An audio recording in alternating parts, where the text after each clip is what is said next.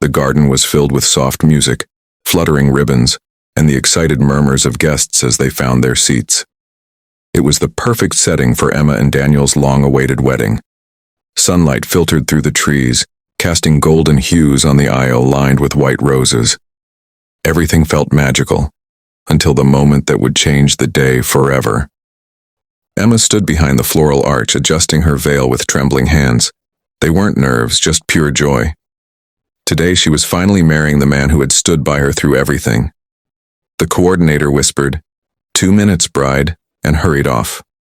Emma took a deep breath. But just as the music began to shift, signaling her grand entrance, an unexpected commotion rippled through the crowd. A small voice, shaky yet determined, echoed from the back. "Wait, please, stop the wedding." Guests turned, confused, and then gasped. A 9-year-old boy, dusty from running, stepped into the aisle clutching a newborn baby wrapped in a thin hospital blanket. His face was pale, his eyes red as if he had cried the whole way. His small hand protectively held the baby close to his chest. Whispers buzzed through the crowd. "Who is he? Where are his parents? And that baby?" Daniel stiffened at the altar. Emma, still hidden behind the arch, froze, her heartbeat thundering. The young boy looked terrified, but he lifted his chin bravely. I need to talk to the bride and groom," he said, voice cracking. "It's important, please, it's about the baby." A stunned silence fell over the guests. The officiant blinked, unsure of what to do. Security hesitated in confusion. After all, he was just a child. The boy scanned the crowd until his eyes found Daniel. He swallowed hard. "Sir, you don't know me," he said, stepping closer. "But my mom told me to come here. She said you would understand. She said you had to know the truth." Daniel's face went pale. "My name is Oliver," the boy continued. "And this—" He looked down at the newborn with trembling lips. "This is my baby sister." Gasps broke out. Oliver took another shaky breath. "And she said, you're the only one who can help us." Gasps rippled through the crowd as the little boy clutched the newborn tighter, his thin arms trembling under the weight. The elegant wedding ceremony, moments ago filled with laughter and soft music, had frozen entirely. All eyes were on the boy now standing in the center aisle, his breathing fast, his face pale from fear and urgency. At the front, the groom, Daniel, took a step forward.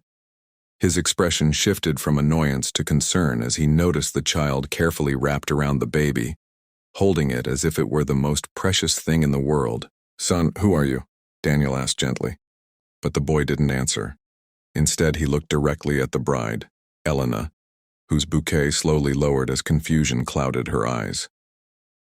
The boy took a shaky step toward her, then another. "Elena," he whispered, his voice cracked. "Please, I need help." The bride blinked rapidly, unable to process the moment. "Sweetheart, what's wrong? Who is this baby?" He swallowed hard, tears forming. "Her name is Lily," he said. "She's my sister." Whispers spread across the room like wildfire. "Sister? Why is he here? Where are their parents?" Elena took a cautious step toward him, lifting the edge of her dress as she approached. She knelt down in front of the boy, her hands trembling slightly. "Why did you bring her here?" she asked softly. The boy's lips quivered before the words finally escaped. Because you're the only one who can help us." His voice broke into a sob. "Mom, she's gone." The room gasped again, louder this time. Elena's hand covered her mouth. Daniel froze. The musicians lowered their instruments. Even the children, usually restless at weddings, stared in stunned silence. The boy continued, voice shaking. "Before she died, she told me to come find you. She said your name. She said you'd understand, and that you'd keep us safe." Elena's heart dropped into her stomach. Her past, the one she had spent years trying to bury, suddenly stood in front of her. This boy, this baby, the promise she once made to a woman she never thought she'd see again. "Your mother," Elena whispered, barely breathing. "What was her name?" The boy wiped his tears with the back of his hand. "Her name was Clara." Elena's entire body went cold. The wedding guests watched silently as the bride's bouquet slipped from her fingers and hit the floor. Her world had just changed, forever. Daniel lifted the newborn carefully into his arms, and the room seemed to freeze in time. The warmth of her tiny body, the soft rise and fall of her breathing, It all hit him like a tidal wave. He looked down at her delicate face, and something deep inside him shifted. The crowd watched in stunned silence. Emily moved closer, studying Daniel's expression. She had known him for years, but she had never seen this look before. Raw, vulnerable, completely shaken. "What are we going to do?" she whispered. Daniel didn't answer. His gaze remained fixed on the infant. I didn't know. Emily, if I knew Mia was pregnant, I would have..."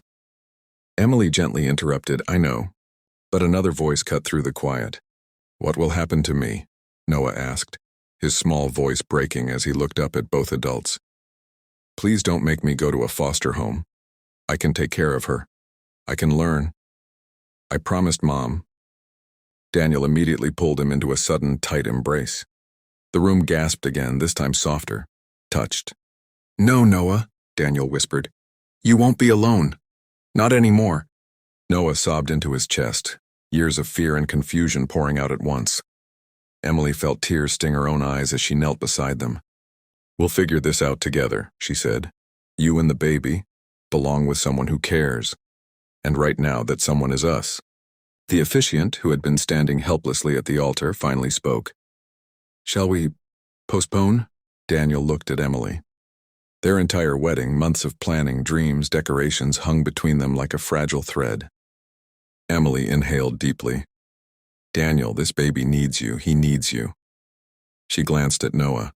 "They both do, so right now this wedding can wait."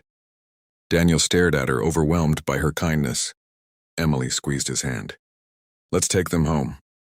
Whispers of admiration filled the hall. Some guests wiped tears, others nodded in approval. A few clapped softly. The groom, the bride, the boy, and the newborn walked down the aisle, not for a ceremony, but as a new, unexpected family bound by fate. And as they left the hall together, the stunned silence turned into something else entirely.